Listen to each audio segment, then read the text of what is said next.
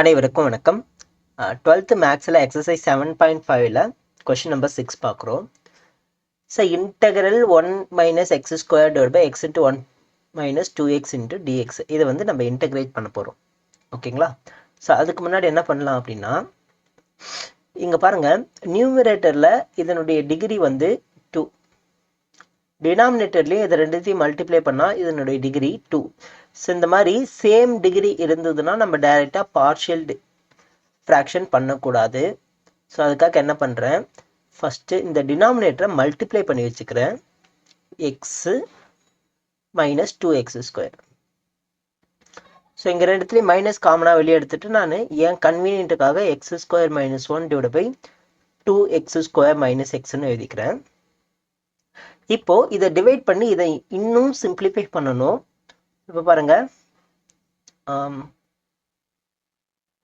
X square minus 1 இதை 2x square minus எக்ஸால் divide பண்ணணும்.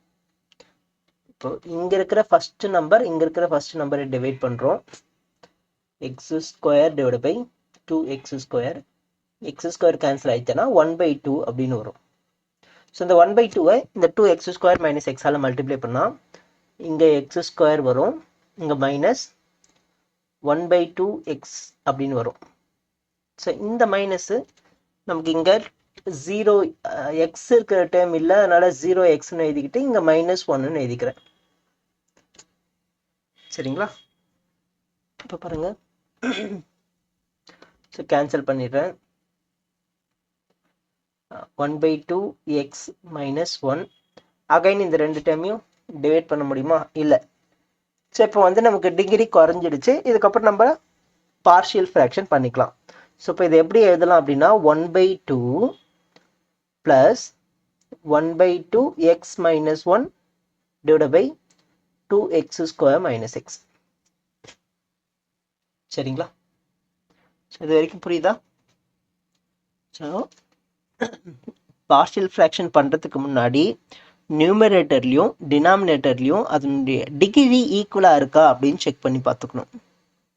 சரிங்களா? அடுத்து இப்போ இன்டகிரேட் பண்ணிக்கிறேன். இன்டகிரல் இந்த வேல்யூ எடுத்து அப்படியே எழுதும்போது எப்படி கன்வெர்ட் ஆகும்?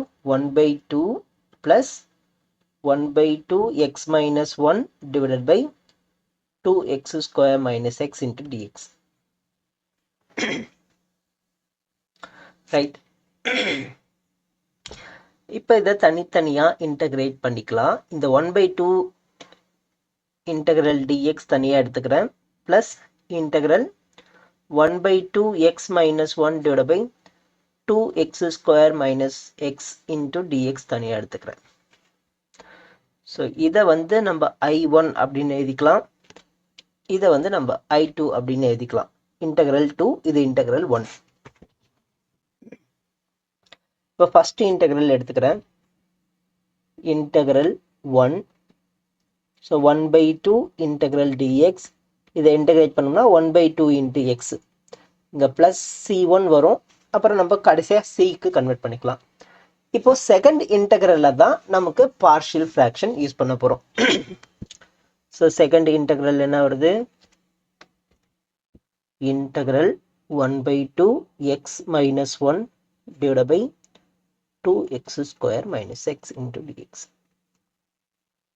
இதை நான் எப்படி கன்வெர்ட் பண்ணுறேன் அப்படின்னா, 1/2x minus 1 whole divide by இந்த ரெண்டுத்துலேயும் காமனாக எக்ஸை வெளியே எடுத்துக்கிறேன், 2x மைனஸ் 1 இன்ட்டு டிஎக்ஸ். இங்கே பார்ஷியல் ஃப்ராக்ஷன் யூஸ் பண்ணிக்கலாம். 1/2x minus 1 whole divided by x into 2x minus 1 equal to a by x plus b by 2x minus 1. இப்போ cross multiply பண்ணிக்கிற a into 2x minus 1 plus b into x is equal to 1/2x minus 1. இங்கே denominator ரெண்டும் cancel ஆகிடும், அதனால் நான் denominator எழுதலை, numerator மட்டும் எழுதியிருக்கேன். இப்போ ஏவோட வேல்யூ எக்ஸோட வேல்யூ நம்ம 0 அப்ளை பண்ணோம் அப்படின்னா, எக்ஸுக்கு 0 அப்ளை பண்ணோம் அப்படின்னா நமக்கு டைரெக்டாக ஏவோட value கிடச்சிருமா? 0 minus 1 equal to a into 0 minus 1. Minus 1 equal to minus a equal to 1. அடுத்து ஏக்கு சரி எக்ஸுக்கு 1/2 அப்ளை பண்ணலாமா? 1/2 அப்ளை பண்ணால் கேன்சல் ஆகிட்டு 1ன்னு கிடைக்கும். 1 minus 1 0 ஆகிடும். அப்போ 1/2 into 1/2 minus 1 is equal to a into 1/2 minus 1 minus 1 ஆகிடும், 0 ஆகிடும், அதை விட்டுடலாம். b into 1/2. இது 1/2 into 1/2 1/4 minus 1 is equal to b by 2. So இது கிராஸ் மல்டிப்ளை பண்ணால் minus 3/4 வரும், இங்கே b by 2 வரும். இதை கேன்சல் பண்ணோம்னா 2. அப்போ b is equal to minus 3/2.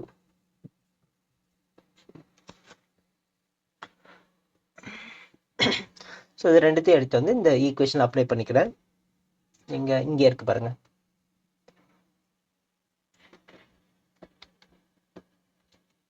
So இப்போ integral 1/2 x minus 1 divided by x into 2x minus 1 into dx is equal to a ஓட வேல்யூ 1. அப்போ 1/x minus b ஓட value 3/2 into 2x minus 1 into dx. So இப்போ 1/x integrate பண்ணோம் அப்படின்னா log x log modulus of x minus 3/2 constant 1/2x minus 1. இதை integrate பண்ணோம் அப்படின்னா log modulus of 2x minus 1 divided by 2 வரணும். சரிங்களா? log modulus of 2x minus 1 whole divided by 2. ஏன் இந்த 2 வருது? ஸோ இங்கே 2x டிஃப்ரென்ஷியேட் பண்ணால் 2 வரும், அந்த 2 வந்து இங்கே கண்டிப்பாக போடணும். ப்ளஸ் C2, ஏற்கனவே நம்ம C1 போட்டிருக்கோம், அதனால் C2 log modulus of x minus இந்த 3 divided by 2 2s are 4 ஒன்றா எழுதிக்கிறேன். log modulus of 2x minus 1 plus C2. இது ஈக்குவேஷன் நம்பர், ஏதாவது நம்பர் போட்டிருக்கோமா? ஓகே, ஆக்சுவலாக இது 2ன்னு எடுத்துக்கிறேன். ஸோ இதுதான் நமக்கு ஈக்குவேஷன் 1. ஈக்குவேஷன் 2 இது வேணாம், இது நம்ம புரிஞ்சுக்கிறதுக்காக போட்டுறது. வேணும்னா இது ஈக்குவேஷன் 3ன்னு போட்டுங்க. இது ஈக்குவேஷன் 4. இங்கே நம்ம ஃப்ரம் ஈக்குவேஷன் 3ன்னு எடுத்துருப்போம். ஓகேவா? இப்போ ஈக்குவேஷன் 2வையும் ஈக்குவேஷன் 4ஐயும் இன் ஈக்குவேஷன் 1ல் அப்ளை பண்ணுறோம். 1 என்ன ஆகுது? இன்டெக்ரல் கொஸ்டினில் இருக்கிற value equal to I1 plus I2ன்னு வருது. I1ஓட வேல்யூ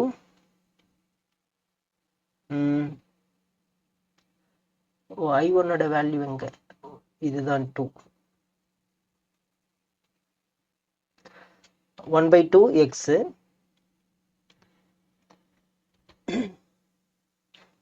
இது வேணா x/2ன்னு எழுதிக்கலாம். x/2 plus C1. I2 வந்து plus log modulus of x minus 3/4 log modulus of 2x minus 1 plus C2. இப்போ இந்த C1ஐயும் C2ஐயும் ஆட் பண்ணிக்கணும். x/2 plus log modulus of x minus 3/4 log modulus of 2x minus 1 plus C. இந்த இடத்துல C1 and C2 ரெண்டுத்தையும் add பண்ணிக்கிறோம். C is equal to C1 plus C2. சரிங்களா? So இதுதான் நமக்கான ஆன்சர். Okay, thank you.